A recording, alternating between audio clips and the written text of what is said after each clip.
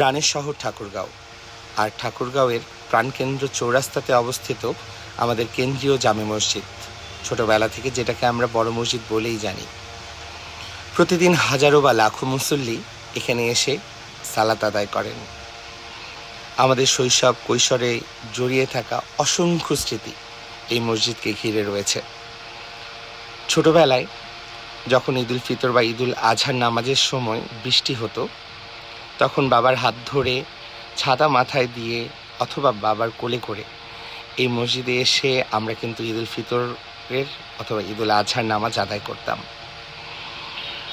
প্রত্যেক শুক্রবার এই মসজিদে এসে নামাজ আদায় করা হতো।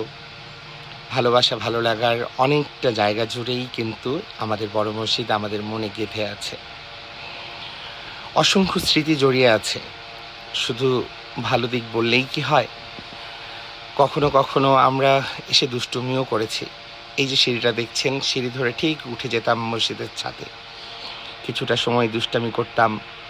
অথবা মসজিদের সামনে মার্কেটের যে ছাদটা রয়েছে, সেই ছাদটাতেও আমরা উঠে অনেক সময় দুষ্টুমি করতাম। অথবা কখনো কখনো নামাজও পড়েছি। এই মসজিদকে ঘিরে আজকে এতগুলো কথা কেন বলছি জানেন? তাহলে বলে রাখি, এই মসজিদটা আগামীকালকে থেকে ভাঙা হচ্ছে। হতাশ হওয়ার কিছু নেই।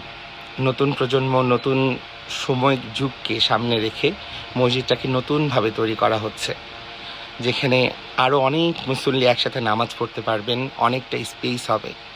নতুন প্রজন্মের আবেগের আরেকটা নতুন জায়গা হবে। ভালোবাসার জায়গায় বড় মসজিদ থাকুক আমাদের সকলের মনে।